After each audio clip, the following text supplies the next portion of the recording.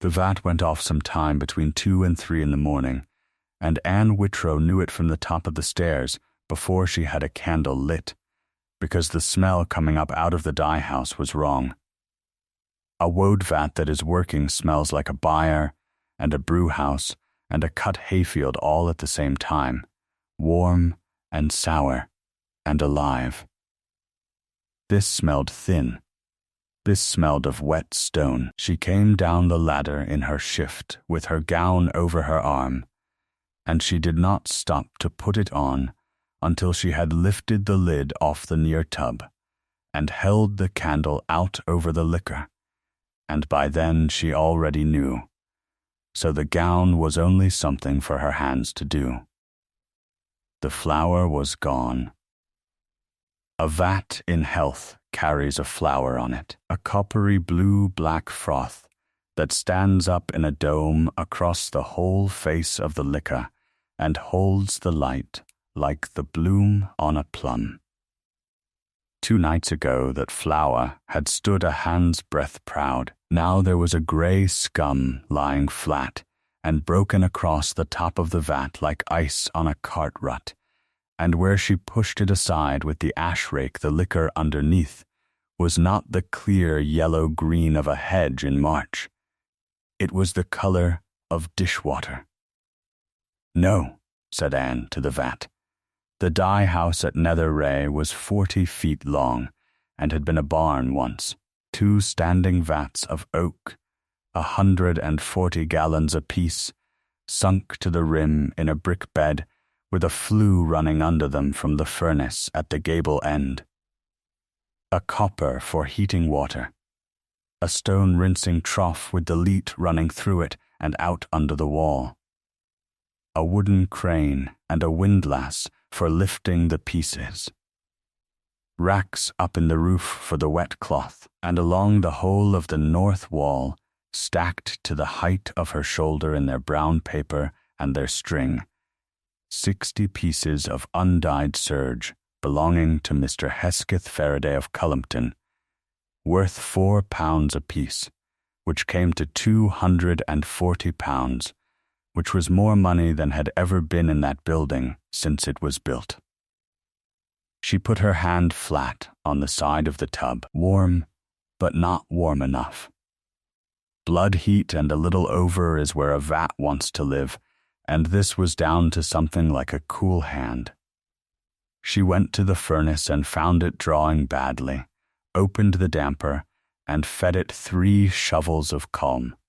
And while it caught she stood with her back to it, and made herself do what her father had made her do since she was 11 years old, which was to say the thing out loud in the plainest words she had, because a dyer who lies to herself loses a vat, and a dyer who lies to herself twice loses a trade. "The vat is going off," said Anne out loud, in an empty building, at 2:30 in the morning. It went off on the 12th as well, and I brought it round and I told myself it was the weather. It is not the weather. There was nobody to answer her, so she got on. She fed it. 2 quarts of bran, warmed, 1/2 pound of madder. She stirred it with the long ash rake, 40 turns one way, standing on the plank across the tub with her sleeves pushed up past her elbows, and her arms went down into it to the elbow and came up running with liquor, and her hands and forearms were already blue to well above the wrist, and had been since she was 14, and would be until she was buried. Because that colour does not wash off, it wears off, and it never has time. She let it stand an hour. She turned the sand glass on the shelf, the 4-hour glass her father had bought at Tavistock in the year she was born, and she sat on the step of the furnace and watched the sand go and did not sleep. At 4 o'clock she went out to look at the water. The night was still, and there was a moon 3 days off the full, and the combe was full of that white light that makes every stone look wet. The leat ran along the top of the rack close for 200 yards from the hatch on the Wray, a stone-lined gutter a foot wide, with the drop of 11 feet that turned the wheel that turned nothing now, and went on under the wall into the rinsing trough. She walked up it with a candle in a horn lantern, and at the hatch she found there was a man standing in the water. Not in it. On the plank across it, bent over with his hand down in the leat to the wrist. Quite still, the way a man stands who has been there some while. Anne stopped 6 feet off and lifted the lantern. "That is my water," she said. The man straightened up. He was tall, and he was in a plain dark coat with the collar turned up, and he took his hand out of the leat and shook it once, and let it drop, and he turned his head to look at her, and he turned the whole of it, shoulders and all, the way a man turns who cannot use one side. She had seen him twice in 9 years. Everybody in the parish of Bratton Wrayford had seen him about that often, which was the whole of the trouble with him. "It ran white on Tuesday," said the Duke of Ashcombe. His voice came out low and slow and a little thick on the back of it, as though he were speaking with something in his mouth, and he set the words down one at a time like a man setting down a stack of plates. Anne did not move the lantern off him. She was aware, in the ordinary practical way that she was aware of the weather and the wind and the state of her boots, that she ought to have been afraid, or at least ought to have done what everybody else in the parish did, which was find a reason to be looking somewhere else. The near side of his face, from the temple down across the cheekbone, and along the jaw and away into his collar, was one long seam.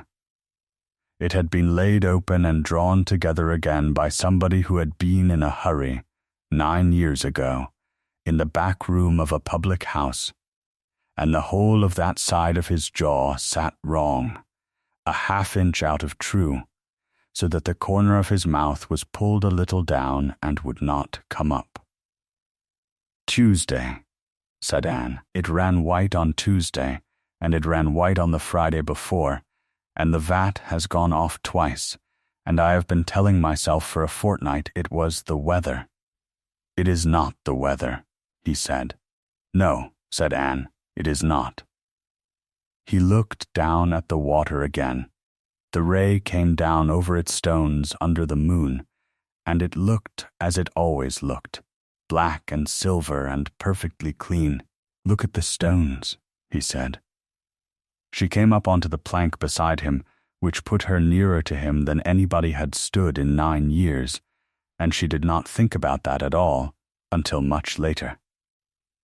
She put the lantern down on the stone lip of the hatch, and rolled her sleeve and put her arm into the leat, and brought up a flat stone the size of her hand from the bottom.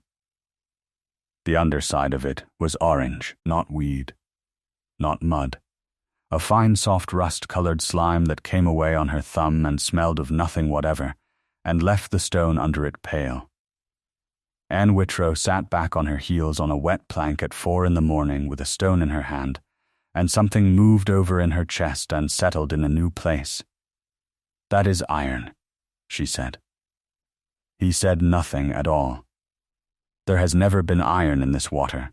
My father took the iron hoops off the standing tubs in the year 1770 and put ash hoops on them bound with hazel, and every man in the Ring of Bells laughed at him for it for 15 years, and he let them. Because iron saddens a blue.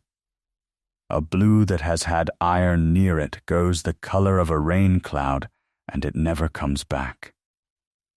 He would not have a nail in the dye house. He would not have a horseshoe in the yard." She turned the stone over. "And there is iron on the bottom of my leat." "Yes," said the Duke. "Since when? Since April?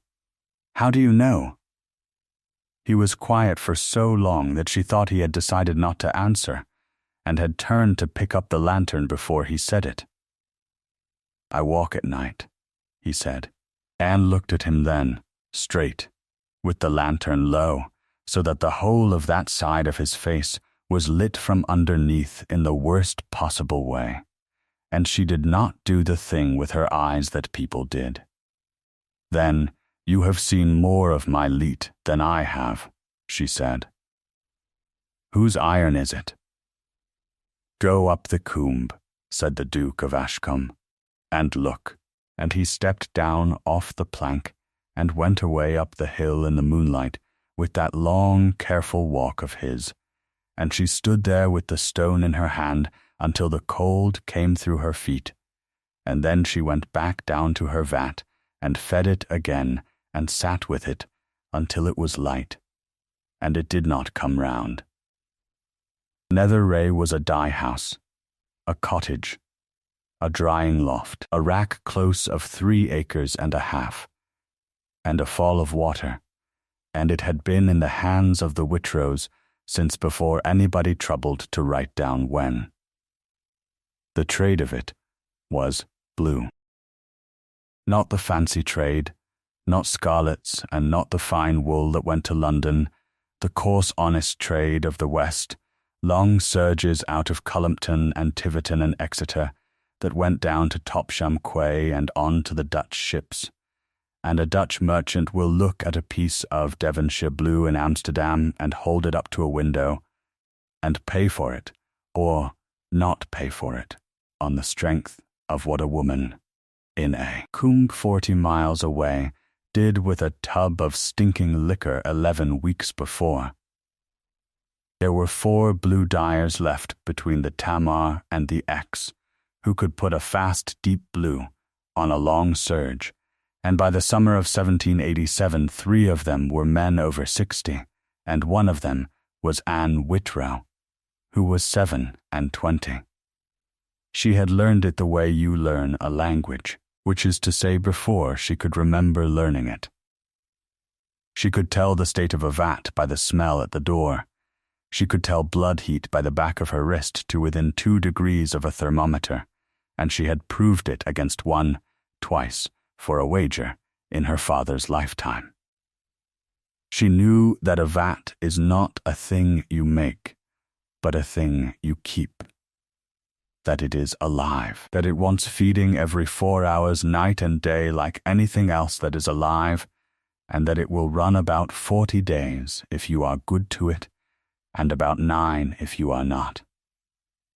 And she knew the one great trick of the trade, which is the thing that had made her love it when she was small and had never quite stopped, that the colour is not in the vat at all. You lift a piece of white serge out of a working woad vat, and it comes up green, not blue, a dirty yellowish green, the colour of pondweed, and every first-time onlooker says the same thing, which is that it has gone wrong. And you hang it over the rail in the air, and while you stand there and watch it, in a minute and a half, from the outside in, it turns. Her father used to make her stand and watch it, and say nothing. It goes in green, he said. It comes out blue. You have to hang it up and let the air have it. There is nothing you can do to hurry it, and nothing you can do to stop it. And if you had not seen it, you would not believe a word of it. Thomas Whitrow had died in March of 1785, of a decline that started with a wetting in the rack close in the November before. Susanna, his wife, had died in the August after, quietly in the chair, in the middle of an argument about a hen. Anne had buried them both in Bratton churchyard with her own money, and had gone on dyeing blue, because the alternative was to be a servant, and she had been a servant once for a year when she was 18, and had not cared for it.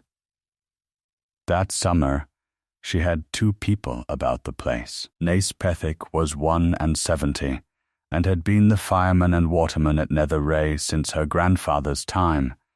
He was lame in the near hip from a wall that came down on him in the year 1748, and he could still shift more culm in an hour than a man of 30. Kezia Bly was 19 and did the rinsing and the hanging and talked without drawing breath from 6 in the morning until 8 at night, and was worth twice her wages for the way she handled wet cloth, which is a thing that cannot be taught. And that summer, for the first time in her life, Anne Whitrow had a great deal of money in her building, and none whatever in her box. Mr. Ferriday's man had come out in July with 60 pieces of serge on 2 wagons, and the terms were the terms they had always been, 6 shillings apiece for a good sound Devonshire blue. 1 dipping or 6 as the shade required, the cloth to be at Topsham quay by the 20th of October for the Rotterdam ship, and the dyer to make good the value of any piece she spoiled. £18 if it all went well, £4 apiece if it did not. Against that she had bought her woad at Taunton in June, 3 packs of it, at £3.10 the pack, and £11 was every shilling she had in the world. 3 packs. 3 vats. She had said it out loud to Nace in the yard when the cart came, half joking, the way you say a thing you do not want to have thought. 3 vats, she said, and no more woad money till the cloth is paid for. So we shall be careful, shan't we? You've never lost a vat in your life, said Nace. That was on the 9th of July, and it was true. She lost it on the 20th of August. She fought for it for 5 days, and she did everything her father had ever taught her, and 2 things he had not. She fed it bran and madder every 4 hours. She brought the heat up and held it. She limed it a little and then wished she had not, and fed it again to bring it back. She skimmed the flat grey scum off the top of it 3 times a day, and threw it in the yard, where it lay looking like nothing at all. On the 18th she thought she had it.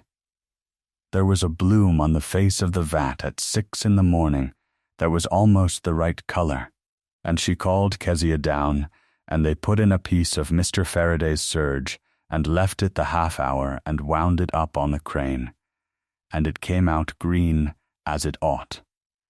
And they carried it out to the rail, in the rack close, and the 3 of them stood in a row and watched it in the light. It went from green to grey. Not blue. There was blue somewhere underneath it, the way there is sun somewhere behind a wet November sky, but what came up on the face of that cloth was the flat mineral colour of a rain cloud, and when Anne turned the piece over on the rail there were freckles across it, small rusty specks in a scatter, as though somebody had shaken a dirty brush at it. Foxed, said Nace. Yes, said Anne. Kezia, who had not stopped talking since 6 o'clock, stopped talking. They tried 2 more pieces, because Anne had to know whether it was the vat or the cloth, and it was the vat, and now she had 3 pieces of another man's serge hanging in her rack, close the colour of a slate roof, and worth £12, and 1 vat gone, and 1 pack of woad gone with it, and it was the 20th of August. She wrote to Mr. Ferriday that night, and told him the plain truth in 9 lines, which she had also been taught, and she took the letter to Ashcombe Cross herself in the morning, because she did not want it lying about in the house. The parish was very good about it. That is to say, by the Thursday every soul in Bratton Wrayford knew that the Whitrow girl had lost a vat, and they were all extremely sorry, and they all had a reason. A vat wants a man's arm, was one. Her father had never lost one in 40 years, was another, said in the tone that lets you hear the rest of the sentence without anybody having to say it. Mrs. Chown at the mill thought the trade had gone from the family with the old man, which she said kindly, being fond of Anne. Old Pethick's too old and the Bly girl's a fool, said the ring of bells. And underneath all of it, running along like the leet under the wall, the thing they liked best, which was that Nether Wray was an unlucky house. Reuben Whitrow drowned in the Hamoise at 19, Thomas gone in the March, and Susanna gone in the August of the same year. And now this. Not one of them said what. Why would they? The Wray had come down that combe since before there was a parish, and it had never been anything but water. Mr. Ruddock came on the Saturday.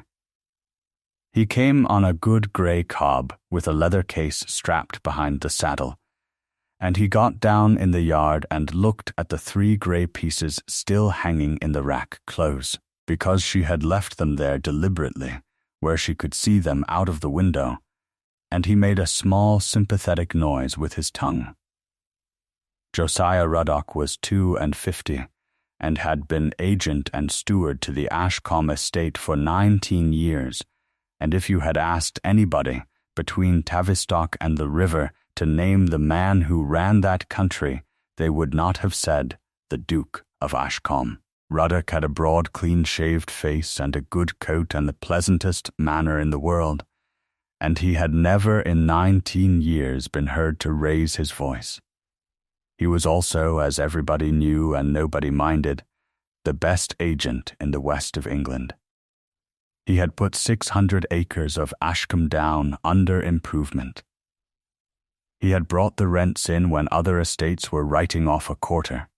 He had reopened Wheel Ruth in the year 1786, after it had stood idle for 30 years, and put 40 men into work on a hillside that had grown nothing but firs since the Romans. And there were families at Ashcombe Cross eating bacon that winter, who had not eaten bacon the winter before, and they knew it, and so did he.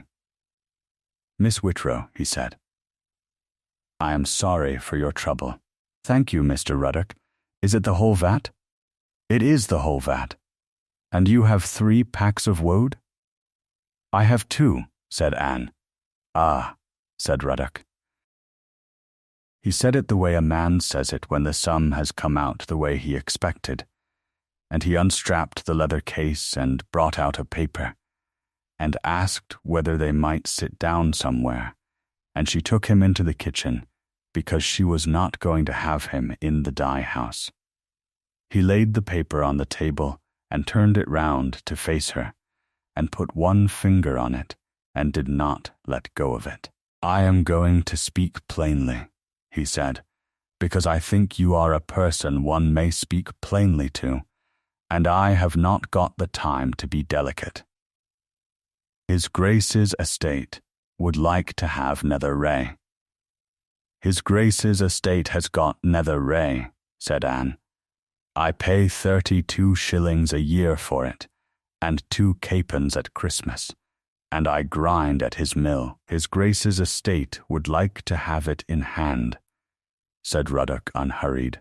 "Not the house. The water. There is 11 foot of fall on that leat between the hatch and your wheel, and it is the only fall on the Wray between the down and the bridge, and I have a use for it. I am offering you £40 for the surrender of your interest, a cottage at Ashcombe Cross at 1 shilling a year for as long as you care to live in it, and the goodwill of the estate, which is not nothing. £40 is more money than you will see out of that dye house in 3 years, and I think we both know it is more than you will see out of it in 5. Anne looked at the paper. It was a surrender, engrossed, with a space at the bottom for her name. It had been written out before he ever got on the horse. "Why is it worth £40 to you?" "Because it is worth 50 to me," said Ruddock, and smiled, and she liked him rather better for it than she had expected to. "And if I say no, then you say no, and I shall come back in the spring and ask again, and the year after that, and in the ordinary way of things I shall not have to ask many more times, because you are the last life on that paper, and you are one woman on your own in a trade that is failing." Anne had her hands flat on the table. She kept them there. The last life on what paper? Ruddock's eyebrows went up half an inch, and for the first time since he came into the kitchen he looked at her as though she were a person and not a difficulty. "On your lease, Miss Whitrow. I know what a lease for lives is, Mr. Ruddock. Everybody in this parish holds by one. My father held by one. Your father held by one, and you hold by one," said Ruddock, "and it is the same one, and there were 3 lives named in it, and 2 of them have fallen in, and the 3rd is sitting at this table with her hands on my surrender. When you go, the term ends, the tenement falls to the estate, and there is no widow and no son and nobody to renew. That is what I am buying, and I am telling you so to your face, because you will find it out from somebody, and I had rather it was me." "Who was the 3rd life?" Ruddock stopped. "You have not read your own lease," he said. "My father read it. My father kept it in a tin box and paid the rent on it for 40 years, and my mother knew where the box was, and I never had any occasion to open it, because I was busy." "Then read it," said Ruddock, and he stood up and put his hat on and left the surrender on the table.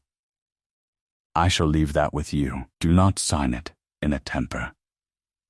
And Miss Whitrow." He paused in the doorway with the light behind him.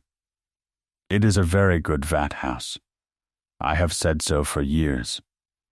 But there is no living to be got in this country any more out of putting a colour on other men's cloth, and there is a great deal of money in the ground at the top of that combe, and one of those 2 things is going to be true in 10 years' time, and one of them is not." She heard the cob go out of the yard and up the lane. Then she got the steps and took down the tin box off the top of the press and blew the dust off the lid of it and cut the string. The lease was on parchment, folded in 4, and it was so brown along the folds that the ink had come through. It was dated the 29th of September in the year 1765, which was 5 years before she was born. It demised to Thomas Whitrow of Bratton Wrayford, blue dyer, all that tenement called Nether Wray, with the vat house, drying loft, rack close and the water of the Wray by the leat there, for the term of the natural lives of the said Thomas Whitrow, of Susanna his wife, and of Reuben their son, and the life of the longest liver of them. Along the bottom edge, in 3 different hands and 3 different inks, were the endorsements. The first was in a thin brown hand: "Reuben Whitrow, one of the lives within named, drowned in the Hamoise the 11th day of February 1779, whereof proof made." Under it, in a blacker ink and a rounder hand, and much shorter, "Anne Whitrow, daughter of the said Thomas Whitrow of Nether Wray, added as a life in the place of the said Reuben, this 4th day of May 1779. No fine taken." And under that, in a hand she knew, because it was Ruddock's, 2 lines added 6 years later: "Thomas Whitrow, the 12th day of March 1785. Susanna Whitrow, the 24th day of August 1785. Anne sat down on the kitchen chair with the parchment on her knees and read the middle line 11 or 12 times. No fine taken. She knew what a fine was. Everybody in the west of England knew what a fine was, and hated it, and saved for it, and dreaded it. When a life fell in, you went to the estate, and you asked for a new life to be put in, and the estate looked at the tenement, and named a sum, and you paid it or you did not, and if you did not, then every year after that your family was one funeral nearer the road. On a tenement like Nether Wray, with a water and a trade on it, the fine for a new life in 1779 would have been £30, perhaps 35. Her father had not had £30 in 1779. She could remember 1779. She was 19. Reuben had been taken by the press out of Plymouth in the January, and drowned out of the tender in the February. And her mother had not spoken for a month, and the trade was flat because of the American War, and they had eaten a great deal of barley bread that year. And in the May her father had come back from the estate office, and sat down at that table, and put his hat beside him and said, "We are all right, maid." He had never said another word about it. She had thought, for 8 years, when she thought about it at all, that the old Duke had let it go out of charity, or that Ruddock had made a mistake, or that a clerk somewhere had been kind, and she had never asked, because the answer could only be one of those, and it did not matter which. She turned the parchment over to the light of the window, and looked at the ink of that middle line, which was blacker and newer than the ink above it, and at the hand, which was not her father's, and was not Ruddock's, and was not the estate clerk's. It was a very good hand. It sloped a little, and it had been written by somebody who was pressing much too hard on the pen, so that the downstrokes had gone through the parchment and stood up on the back of it like a blind man's book. She set the second vat on the 24th of August, and she did it the way you do a thing when you have 2 packs left and no money. Woad does not come out of the ground blue, and it does not come out of the ground looking like anything. It comes as balls the size of a fist, black-brown and hard as a road, made by grinding the leaf and rolling it and drying it on hurdles, and it smells so bad that woad mills were kept a mile downwind of any place people lived, and it is the smell of money in 3 counties. She broke the balls in the trough with the beetle and passed them through the sieve. She couched the powder in a heap on the floor, with water thrown over it, and turned it every day for 9 days at the end of July, and it heated in the heap like a muck heap, and went from brown to a colour with a bloom on it. And Kezia held her nose every morning, and Nace said what he said every year, which was that a man who could smell that, and still eat his dinner, could sleep on a battlefield. Then the vat. 90 gallons of water out of the leat, brought up in the copper to blood heat and a little over. A peck of bran. 5 pounds of madder.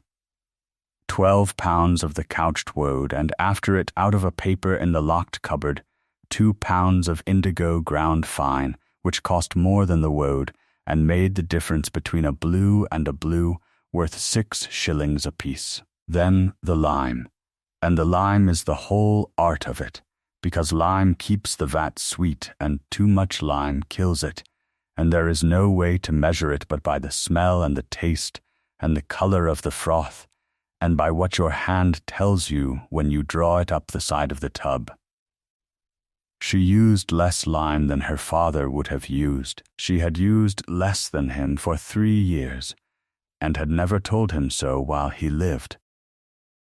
Then you cover it, and you wait, and for 3 days the vat is nothing at all, and on the 3rd or the 4th day, if it has come right, you take the lid off in the morning, and there is a flower on it. On the 28th of August, at 5:30 in the morning, there was a flower on it, a dome of coppery blue-black froth standing a hand's breadth, proud of the liquor across the whole face of the tub, and Anne Whitrow put both hands on the rim of the vat, and put her forehead down on her hands, and stayed like that for a while.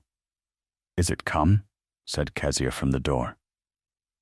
"It is come, praise God," said Kezia, and went back to the yard and told Nace, and Nace said something short, and then she heard him go into the cottage and blow his nose for a long time.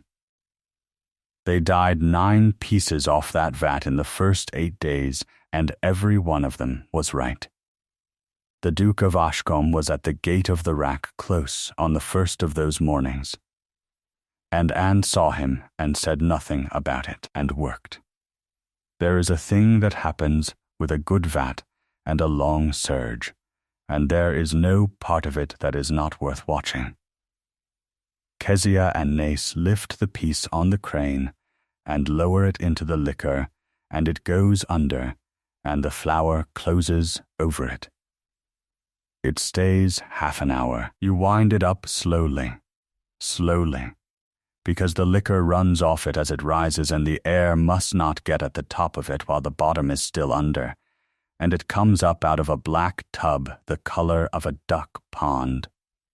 Then 2 of you take it across the yard at a trot with the drips going, and throw it over the rail in the rack close, and you stand back, and the air gets it. It came up from the outside in the space of a minute and a half, and Anne watched the Duke's face while it happened, because he had not moved from the gate, and she wanted to see what he would do. He did not do anything with his mouth, because he could not. What he did was stop breathing for a moment, which she saw, because she was watching for it. It goes in green, she said, across 20 feet of grass, and it comes out blue. There is nothing you can do to hurry it, and nothing you can do to stop it.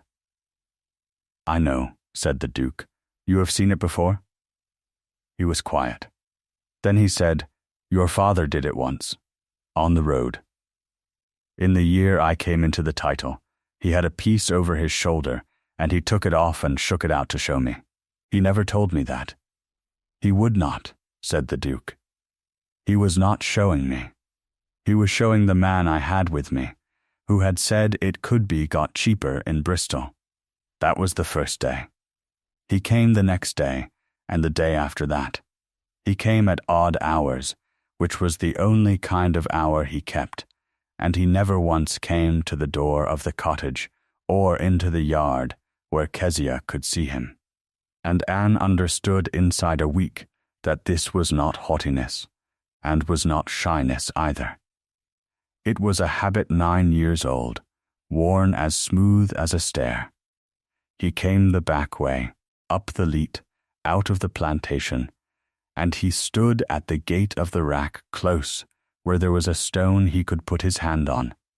And when somebody came out of the dye house, who was not Anne, he went. She had the trade, and the trade had hours, and the hours were what did it. A working vat wants feeding and raking every 4 hours, day and night, for 40 days. That is the whole of it, and there is no way round it, and it is why there are no young blue dyers.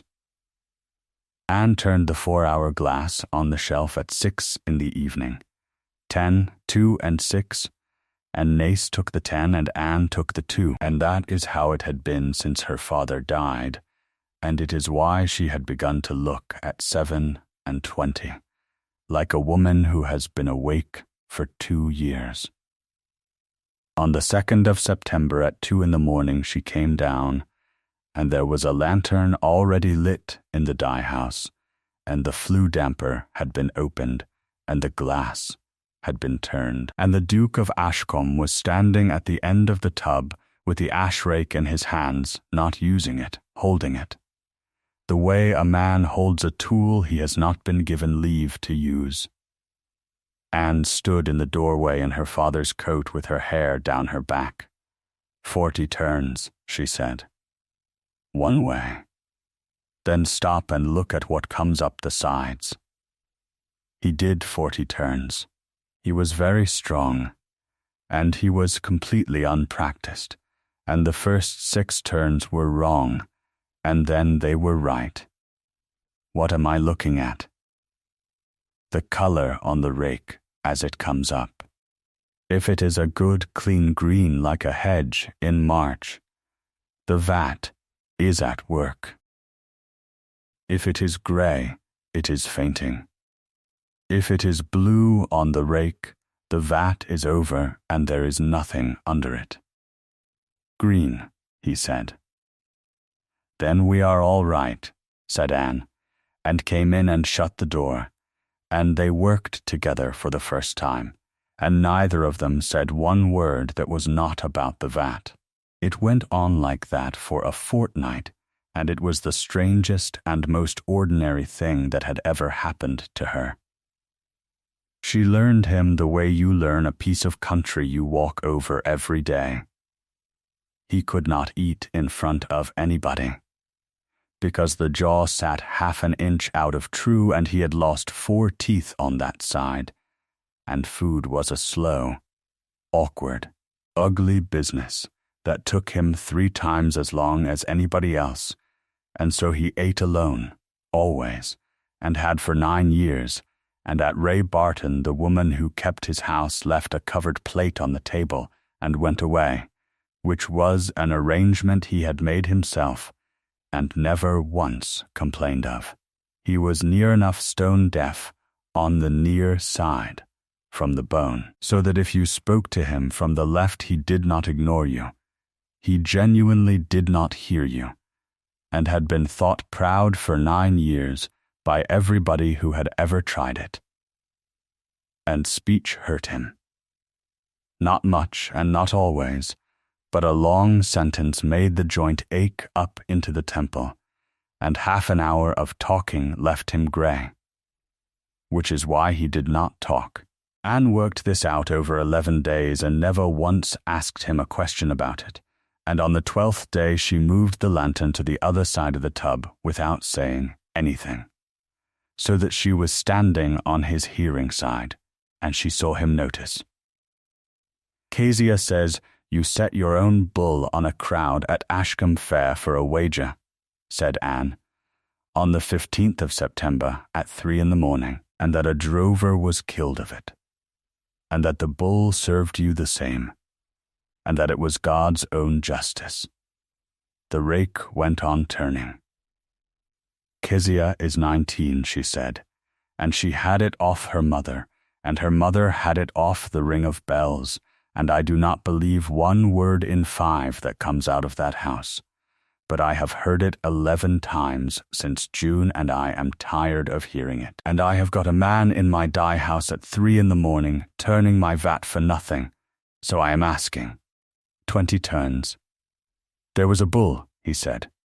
Was it yours? It was the Bartons. It came out of the pens. He set the rake across the tub. That part is true. And the rest? The rest is 9 years old, said the Duke of Ashcombe, and there is no arguing with it now. There is arguing with anything. No, he said.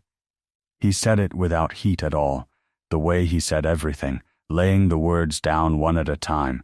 There is not. I tried in the November.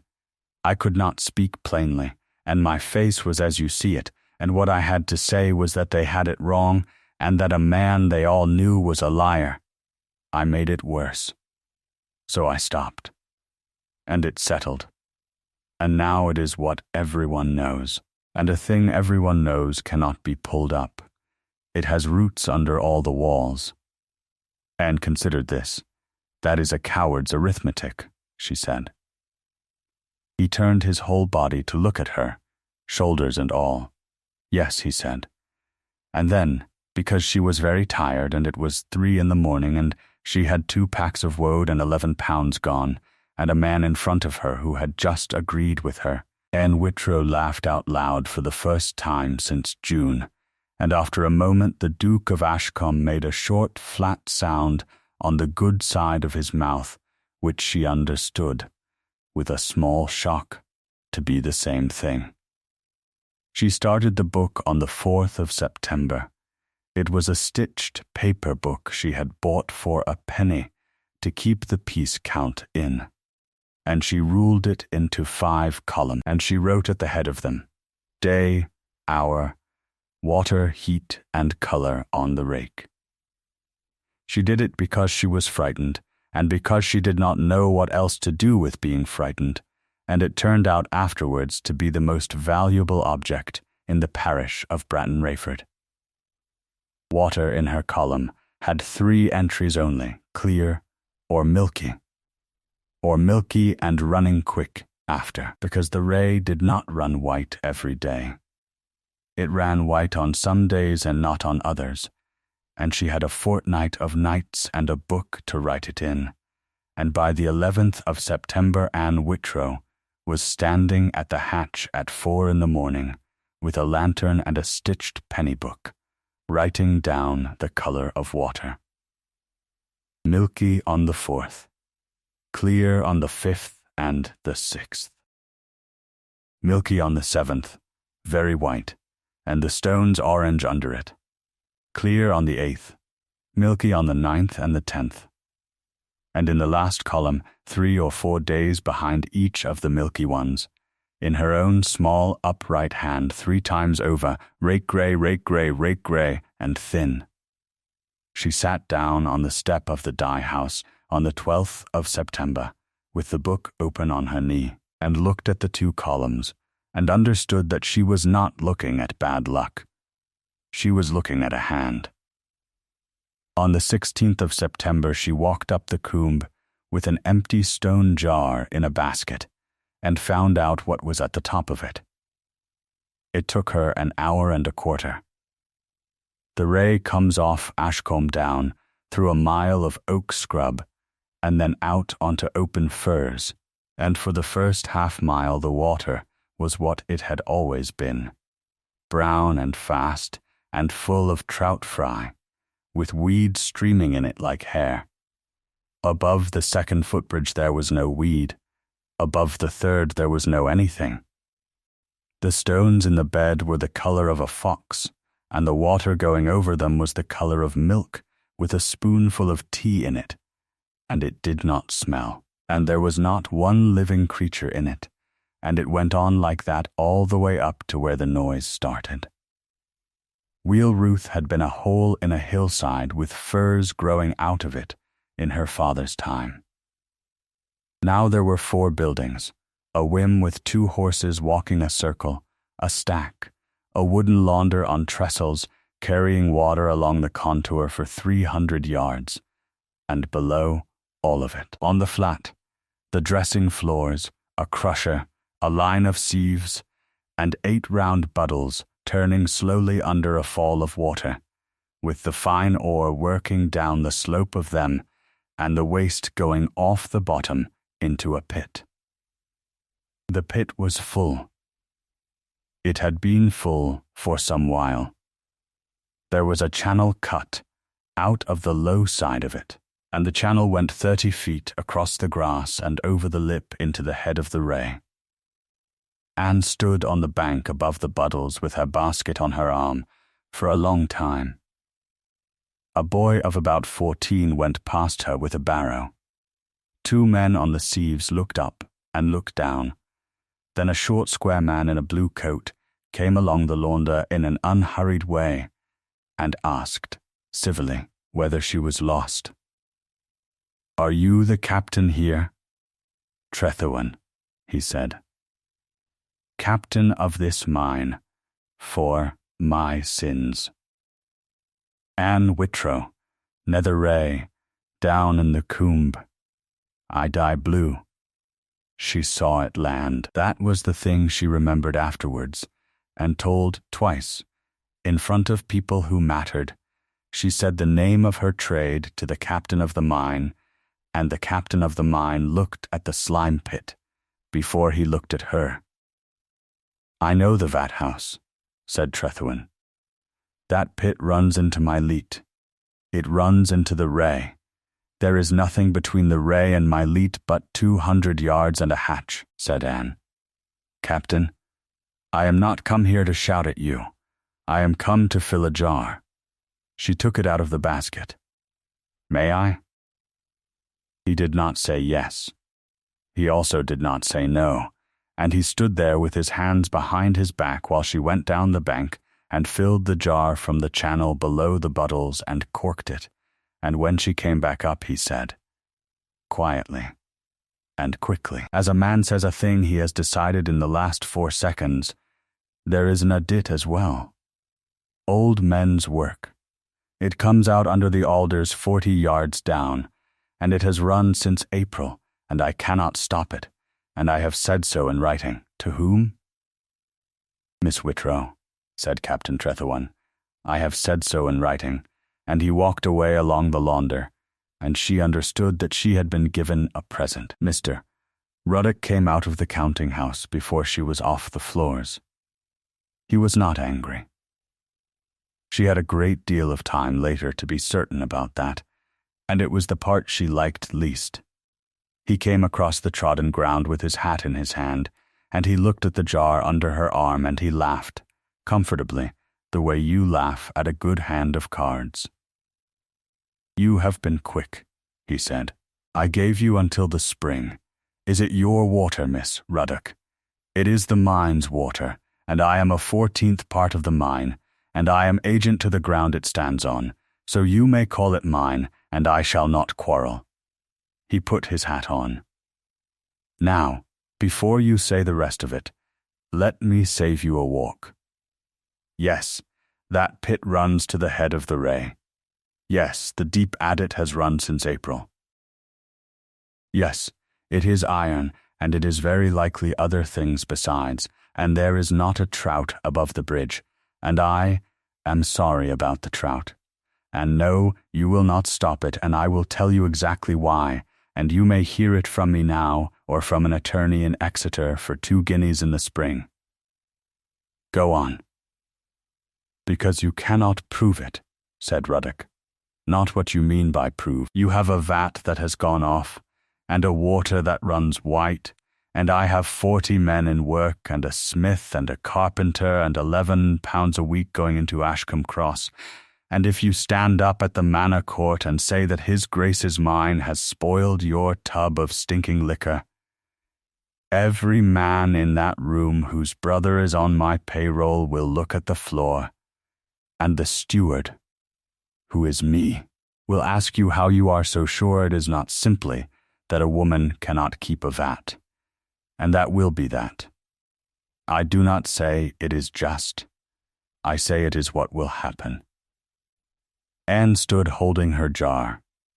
You are very open, she said.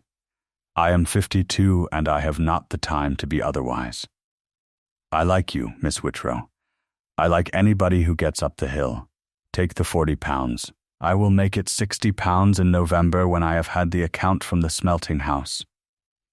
No, Ruddock agreed, without the smallest sign of disappointment, and then as she turned to go, he said the thing that changed the whole of the rest of it, and he said it kindly, which was worse.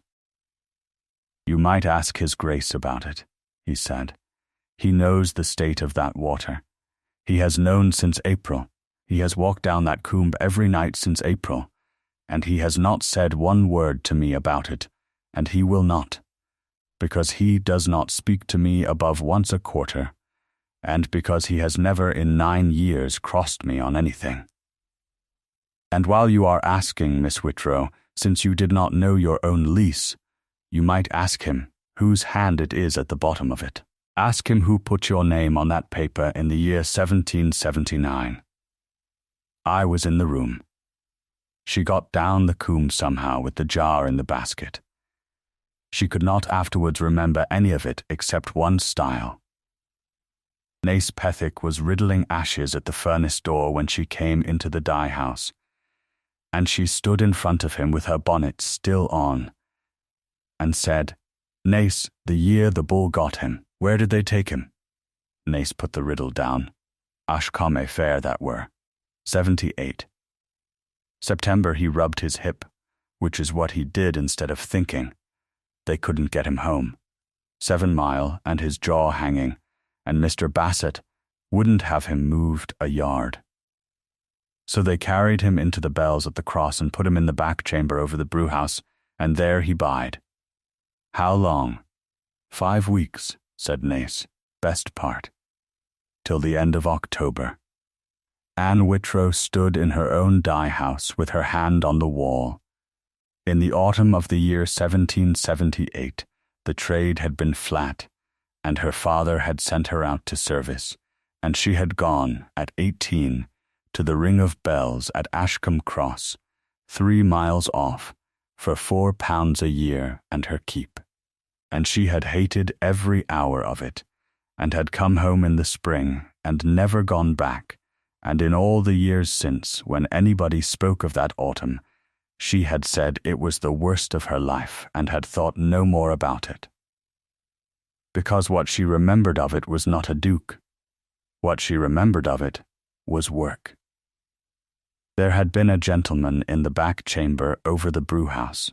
He had been carried in on a hurdle on the Ferriday, and the surgeon had come out from Tavistock, and had done what could be done, and after that there was a man in a bed, with his head bound up under the chin and over the crown, so that his mouth could not open above a finger's width, and he could not speak, and he could not chew, and he could take nothing whatever but what would go through a horn spoon with the bowl cut away and the handle bent, and it took the better part of an hour 4 times a day, and somebody had to do it. Mrs. Hurrell would not. Mrs. Hurrell was 60, and had the house to keep, and said outright that she could not look at it. The other maid gave notice on the Tuesday. There was a man of his own, who came and sat in the passage, and would go in, and would not go near the bed.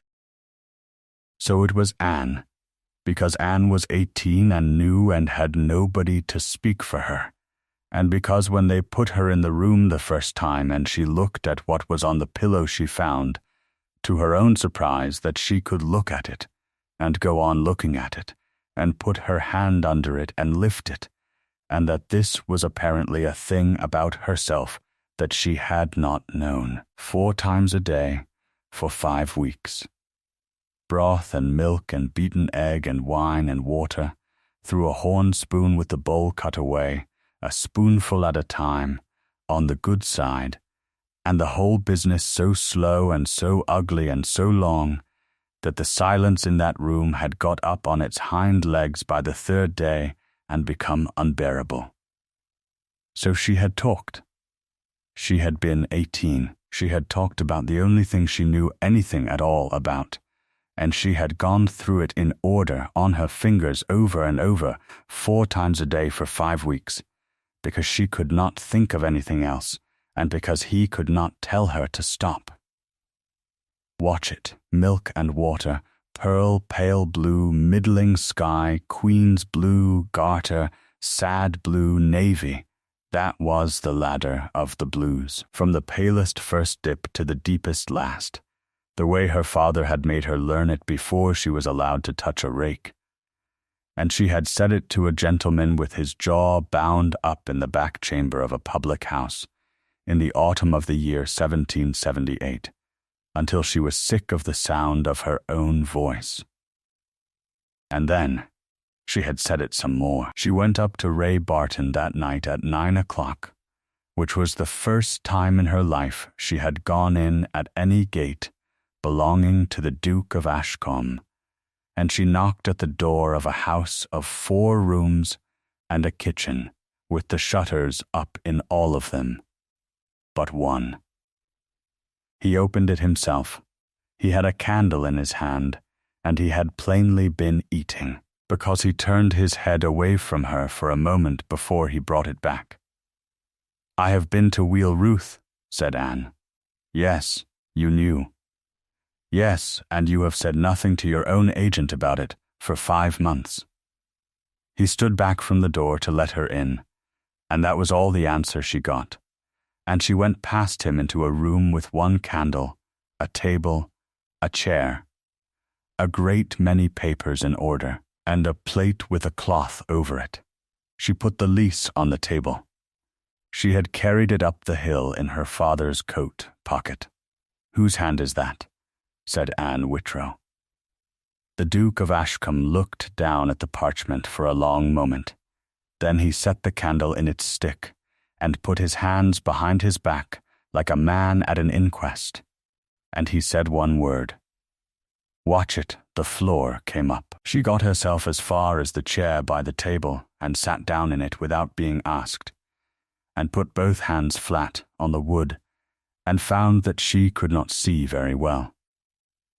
He did not sit down. He went to the press against the wall and opened the second drawer of it and took out a small japanned box and set it on the table in front of her and stood back out of the candlelight. And she opened it. Inside, on a folded piece of flannel, was a horn spoon with the bowl cut away to a lip and the handle bent over at a right angle. "That is mine," said Anne. "No," said the Duke of Ashcombe. She put her finger on it and did not pick it up. "Say the rest of it," she said. "I have walked up a hill and I am not going down again until it is said, and you may take all night about it if it hurts, and I shall wait." So he said it, in the fewest words he could find, standing up, with his hands behind his back and his face half out of the light, and it took him about 4 minutes. He had gone back to Ashcombe Court at the end of October in the year 1778 and lain in it for the winter. In the January the press had taken a young man out of Plymouth, named Reuben Whitrow, and in the February he was drowned out of a tender in the Hamoise, and by the April the estate had a life fallen in on a tenement in the quay, and Ruddock had come to him with the book and named the fine at £30, which was the right fine, and had recommended taking it or taking the tenement, which was the right advice. "And I said no fine," said the Duke, "and Ruddock asked me what name to put in, and I could not say it. So I wrote it, and he read it, and he looked at me. And that is the whole of it. And in 9 years you never came down that lane." "No." "Why?" "Because you were 19, he said, and I was what you had already had to look at for 5 weeks, and if I had come down that lane, you would have had to be glad to see me. You would have had to stand in your yard and be glad." He turned his head so that the good side was to her. "You had done enough." Anne Whitrow put her hands over her face and sat like that for a while in a strange man's parlour with a candle burning down. "I thought it was charity," she said at last. "For 8 years I thought some clerk had been kind, or the old Duke had let it go. And I was glad of it, and every quarter day when I carried 32 shillings up to the office I thought, we are here on somebody's goodwill, and I had better be quiet and pay it.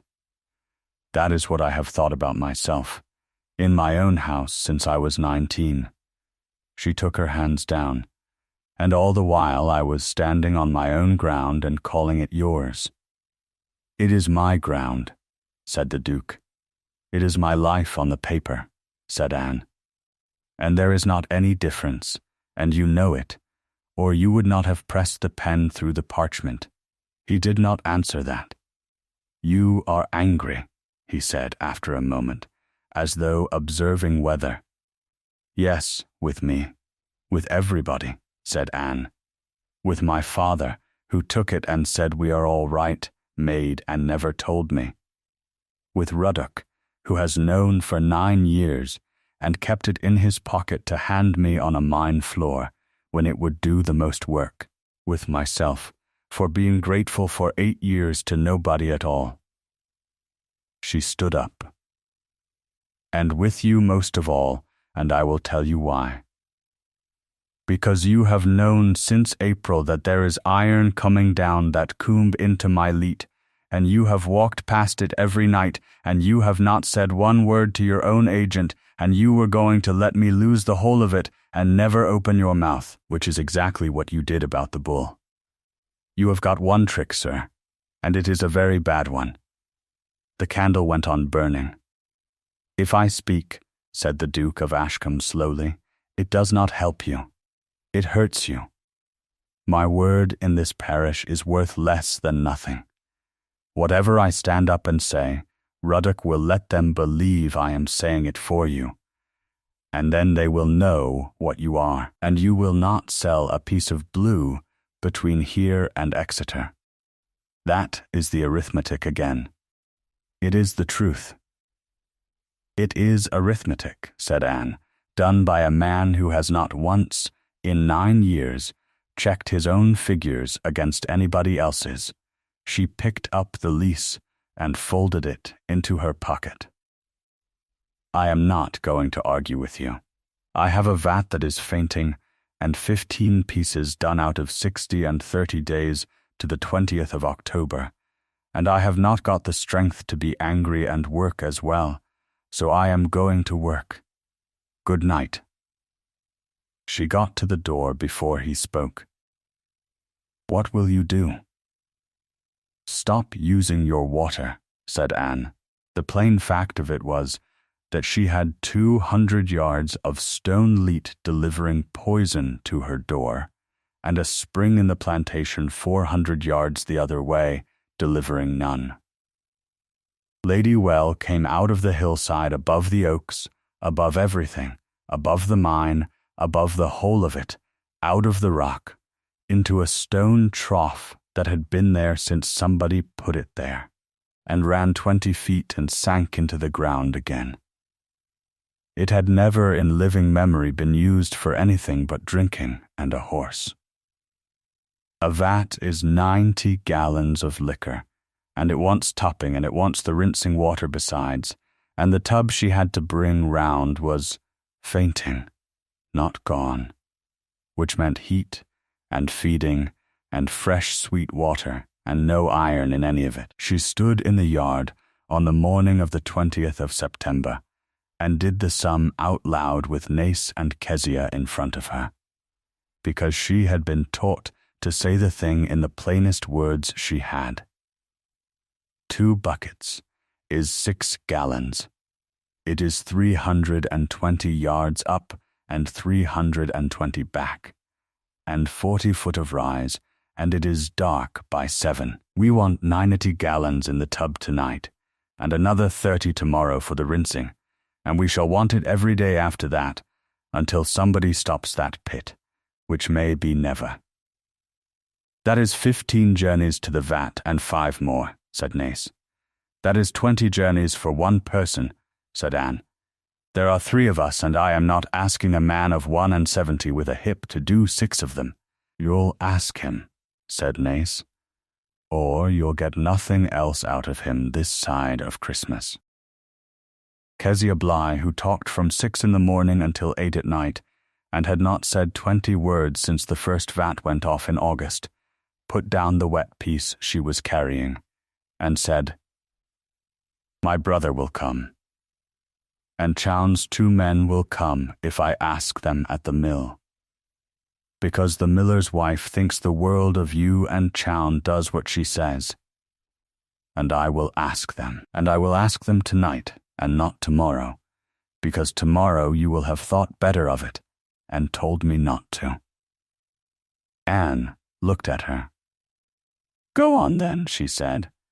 They began at 6:30 in the evening on the 20th of September, and they finished at 10 minutes past 2 in the morning, and between them they made 92 journeys to Lady Well and back. Kezia's brother came, and Chowne's 2 men came, and Chowne himself came at 9 with a horse and a sled, and made it worse rather than better for an hour, because the sled would not go through the plantation gate, and then he left the horse and took a yoke like everybody else.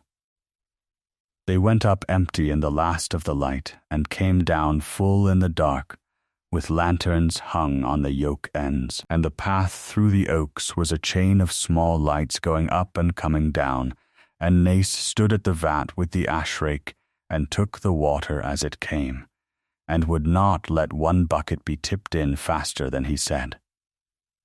At 10 o'clock the Duke of Ashcombe came out of the plantation with a yoke on his shoulders and 6 gallons of water on it.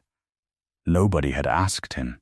He had come the back way as he always came, and he had gone straight past the gate of the rack, close and up to the well, and filled 2 buckets, and got underneath them, and he came down the path into the light of the lanterns, and the whole line stopped. Chowne's elder man, who was called Sanders and was about 60, had known the Duke of Ashcombe by sight for 30 years, and had not been within 20 feet of him since 1778. He stood in the path with his empty buckets and looked at that face in the lantern light for the space of about 3 seconds, which is a long time. Then he stood aside and said, "Mean the route there, sir?" "It have come up." "Thank you," said the Duke. He did 18 journeys. Anne counted them, because she was counting everything that night. At 2 in the morning she took the lid off, and there was no flour. And at 4 there was no flour, and she fed it and raked it and sat on the step of the furnace with her boots steaming, and Kezia slept on a pile of sacks in the corner, and Nace went home at 3 because his hip had finished with him, and the Duke of Ashcombe sat on an upturned tub against the wall with his arms folded and did not go home. At 6:20 in the morning of the 21st of September, with the light just coming into the top of the window, Anne lifted the lid, and there was a bloom on the face of the liquor, about the size of a dinner plate, coppery and blue-black, and it was standing proud. She looked at it for a moment. Then she put the lid back on very quietly, as though it might hear her, and turned round and said, "It has a flower on it," and found she could not say anything else at all. The Duke of Ashcombe stood up off the tub. He came and looked into the vat, and then he looked at her. And he said, "Watch it," which was a joke, and was the first one he had made in 9 years, and it took her a moment to see it, and when she did she laughed until she had to sit down on the floor. On the 22nd of September, with the big vat carrying a flower again, and the water coming down out of the plantation on 6 pairs of shoulders every evening, she did the thing she had been turning over since the mine floors. She took 2 half hogsheads out of the store, which had been her grandfather's proof tubs, and she scoured them, and she set them side by side on the bench in the middle of the dye-house floor where the light came down, and she set 2 vats in them, small 12 gallons apiece. Everything in them was the same couched woad off the same heap, weighed on the same scale, the same bran, the same madder, the same lime out of the same bin, the same indigo out of the same paper. She set them at the same hour with the same heat, and she raked them the same number of turns at the same times, and she wrote every one of those figures in the penny book in 2 columns, and she made Nace and Kezia stand and watch her weigh it all, and put their marks at the bottom of the page. The only difference between those 2 tubs was the water. One she filled from Lady Well, carried down in the covered churn. The other she filled from her own leat, out of the rinsing trough, on a day when the Wray was running milk and tea, and the stones under the hatch were the colour of a fox. It cost her 1/5 of her last pack of woad. She did the sum before she did it, and did it anyway, and when Nace asked her whether she could spare it, she said the thing that she had by then worked all the way down to. "If I cannot prove where it is coming from," she said, "then it does not matter how much woad I have got, because next year it will do the same, and the year after that, and I shall lose the trade a bit at a time and never know why, and there will be nobody to tell. And if I can prove it, I may lose the 60 pieces and still have a dye-house. So I can spare it." 4 days later, on the 26th, both tubs had come to work. She wrote it down, and put the lids on, and left them alone. The big vat ran 5 days more, and gave 22 pieces in all, and on the 26th of September it went, quietly in the night, the way a good vat goes when it has given everything it had. 22 done, 38 to do. 4/5 of 1 pack of woad in the loft, 24 days to the 20th of October. And a letter from Mr.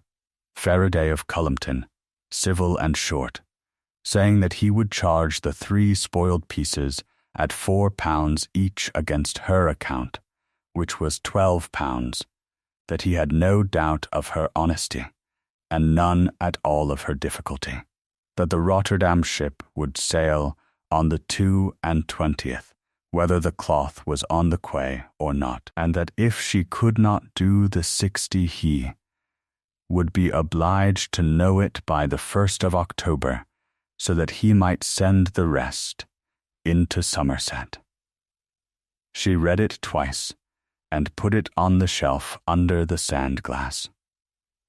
Then she went and did the rest of it, because a thing that is going to be believed has to be built out of more than one piece. She hung a yard of bleached white linen in the leat below the hatch on the 24th, weighted with a stone, and left it there 4 days and lifted it, and it came up freckled all over with small rust-colored spots that would not wash out, and she hung another yard in Lady Well for the same 4 days, and it came up white. She walked the Wray from the head to the bridge with the penny book, and wrote down where the weed stopped, which was 11 yards below the mouth of the deep adit, and where the trout fry stopped, which was the same place, and she got Absalom Chown to walk it with her a second time, and say the same thing in his own words, so that he could not afterwards say he had only heard it from her. She went to the bottom on the Michaelmas rent day,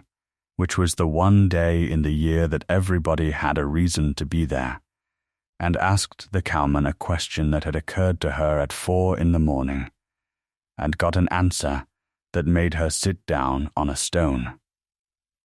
2 heifers had gone staggering and blind in July out of the meadow ground below the mine, and had been knocked on the head, and 1 more in August. The cowman had told Mr. Ruddock. Miss Ruddock had said it was the fluke. Was it the fluke? Said Anne. Fluke don't take 'em blind, said the cowman, and looked at the ground. And on the 28th of September a letter was left for her at the mill, unsigned, in a hand she did not know, containing no words of any kind. It was a copy, made carefully, of the first 11 lines of a document, and the first 11 lines of that document said that the adventurers of Wheel Ruth held their set of the manor of Ashcombe upon covenants, and that the 4th of those covenants was that they should not foul, discolour, divert, or impoverish the waters of the said manor to the hurt of the tenants thereof. Anne read it standing in Chown's mill yard, with the flower in the air around her. Then she folded it, and put it in the tin box with the lease, and went to find Captain Trethewin's wife, and asked her very civilly whether the captain would be at home on Saturday morning, because she was giving a demonstration in her yard at 11 o'clock, and she would take it kindly if he came. 19 people came into the yard at Nether Wray on Saturday, the 30th of September, and about 40 more stood along the hedge of the rack close, where they could see and pretend they were going somewhere. Mr. Hesketh Ferriday drove out from Cullompton himself, which she had not expected. Mr. Prowse the rector came. Absalom Chown came with his wife. Captain Trethewin came in his blue coat, and stood well apart from everybody. Saunders came. Micah Cundy came, because Micah Cundy was a tallyman on the dressing floors, and half the dressing floors had walked down the hill. Mr. Ruddock came at 5 minutes to 11 on the grey cob, and got down and said good morning to everybody by name. and at 11 o'clock exactly the Duke of Ashcombe came out of the plantation, and instead of stopping at the gate of the rack close, he opened it, and walked through it, and across his own yard, and stood at the end of the bench, in the daylight, in front of 19 people, with his hat in his hand. Anne had a piece of Mr. Ferriday's serge on the bench, and she cut it across the middle with the shears in front of them all, and asked Mr. Prouse to mark both halves on the selvage with his own initials in his own ink, which he did, looking pleased and rather alarmed. These 2 tubs were set on the 22nd, she said. Same woad off the same heap, same weight to the ounce, same bran, same madder, same lime out of the same bin, same indigo out of the same paper, same hour, same heat, same number of turns.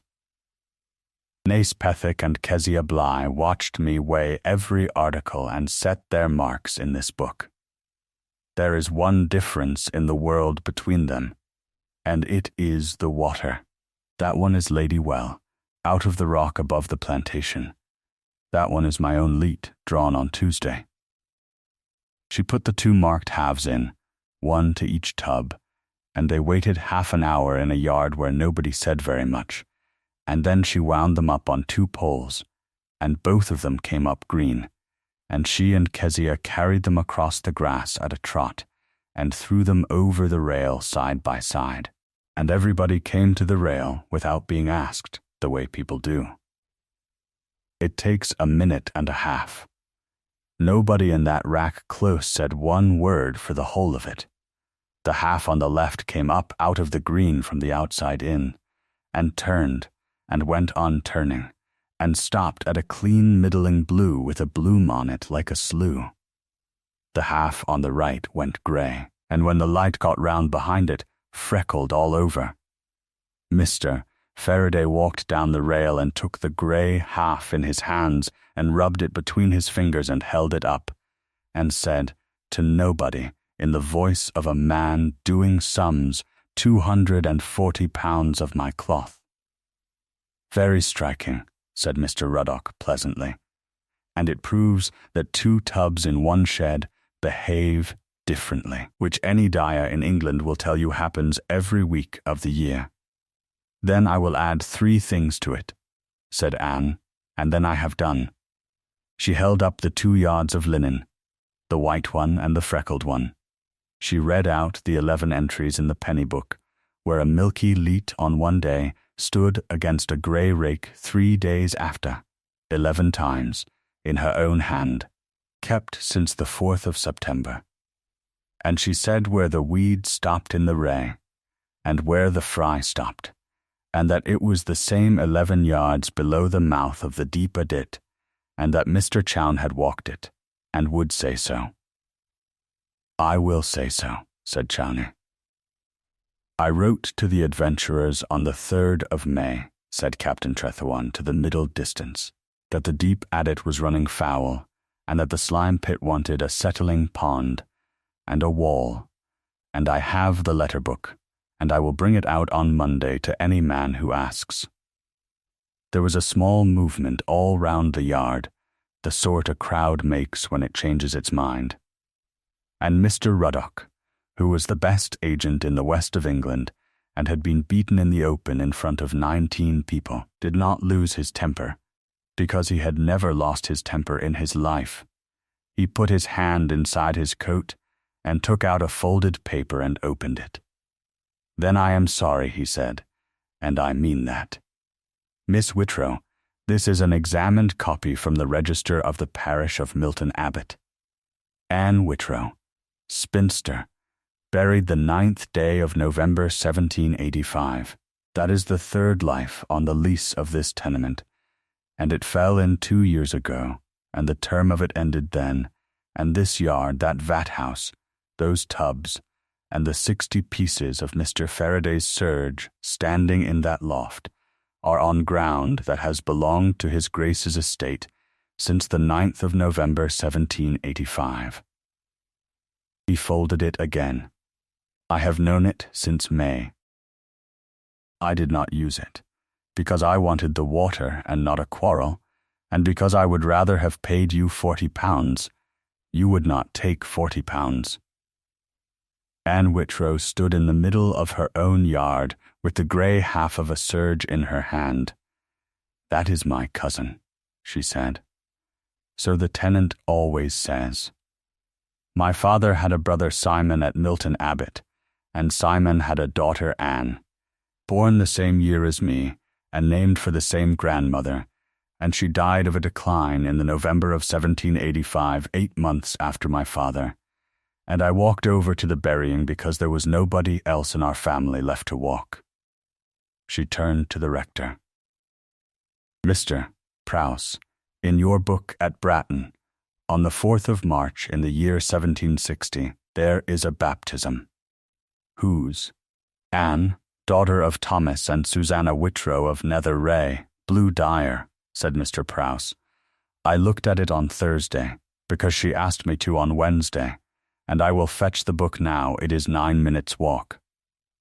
And the Milton Abbot entry, said Anne, which Mr. Ruddock has in his hand, and which I have never seen, will say daughter of Simon. Will it, Mr. Ruddock? Ruddock did not open the paper. It says daughter of Simon Whitrow, he said.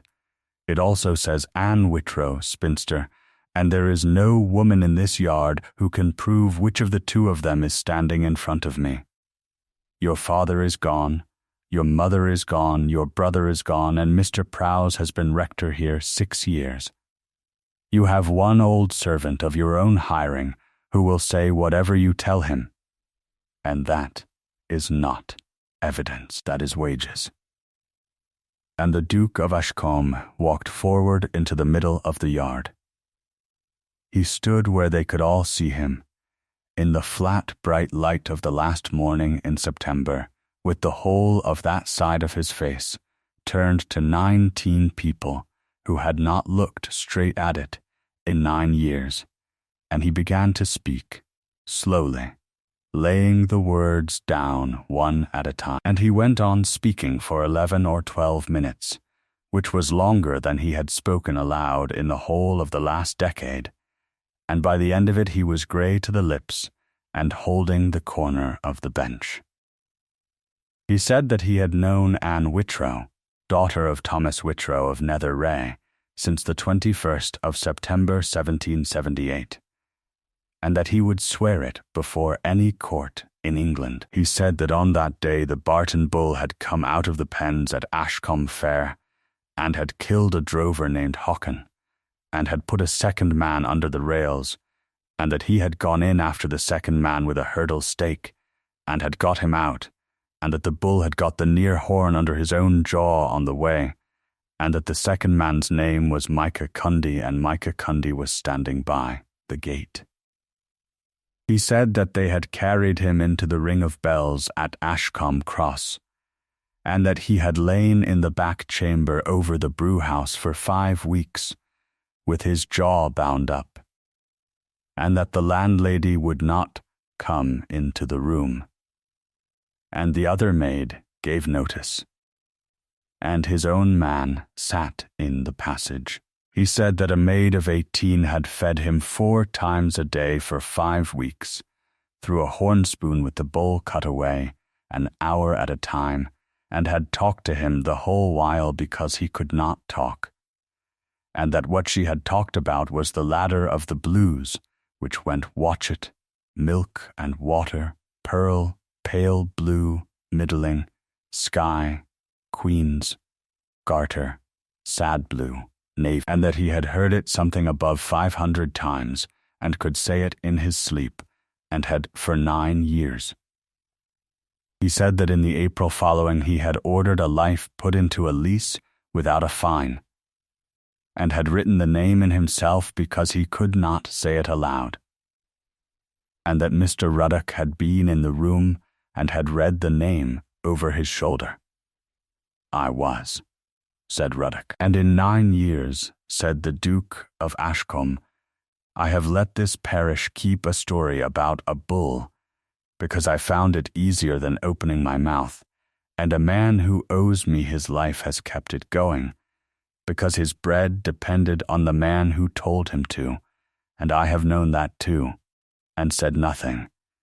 And I am ashamed of it in a way I am not ashamed of my face. Micah Cundy stood by the gate with his hat in both hands. He was 41 years old, and he had 5 children, and he had worked for Josiah Ruddock for 11 years. He come in after me, said Micah Cundy. Under the rails. He come in after me, and I have never said so out loud in 9 year. Then he put his hat on, and walked out of the yard and up the lane, and nobody stopped him. The washing floors at Wheel Ruth stood idle from the 2nd of October, and by Christmas there was a settling pond, a stone wall, and a leat carrying the added water round to the head of the Tavy, where it did somebody else's harm instead, which was the best that could be got in the year 1787, and was more than any other dyer in the county ever got at all. Mr. Ruddock left the estate at the November audit. He was not turned off in front of anybody. He wrote a letter, and the letter was accepted, and he went to a great estate in Dorset within the month at a better salary, because he was the best agent in the west of England, and that had never once stopped being true. He came down the Coombe on the last morning and sat on the grey cob at her gate and said, "You got up the hill, Miss Whitrow," and touched his hat and rode away, and she never saw him again. Mr. Ferriday charged the 3 spoiled pieces to the mine, and not to her.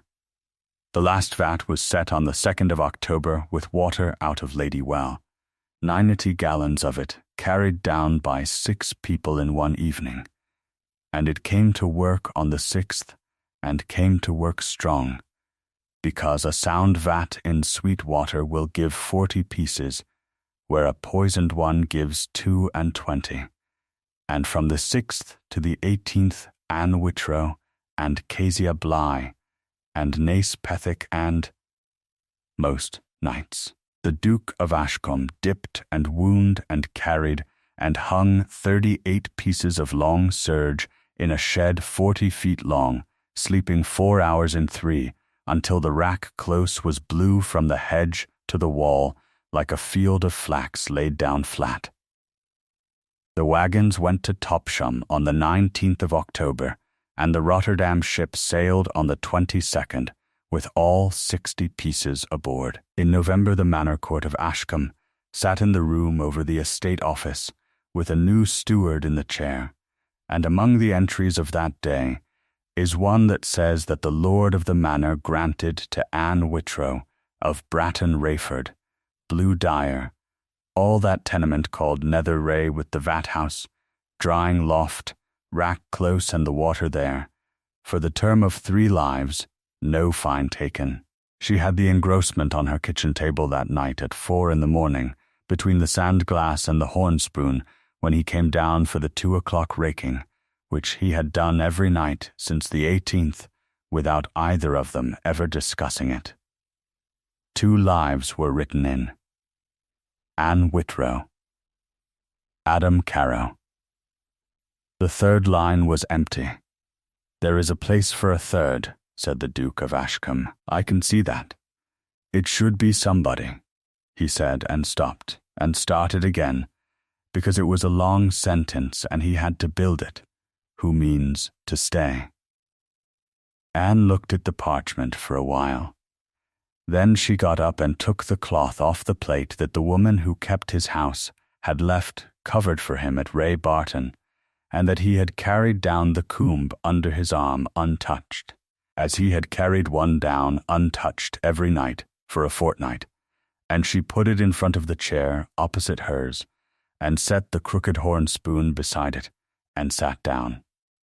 "Then eat your supper at my table," said Anne Whitrow, "in front of me, and take as long over it as you like, and I will talk, because I am very good at talking, and you have heard worse. And he sat down, and it was slow, and it was ugly, and it took the best part of an hour. And she sat opposite him with her blue hands round a cup, and went up the ladder of the blues from watchet to navy, and down it again twice. And out in the vat house behind them, in the dark, on the face of 90 gallons of stinking liquor, the flower stood a hand's breadth proud, and went on doing the only thing it knew how to do. It goes in green, it comes out blue. You have to hang it up and let the air have it, and there is nothing on earth you can do to hurry it, and nothing on earth you can do to stop it.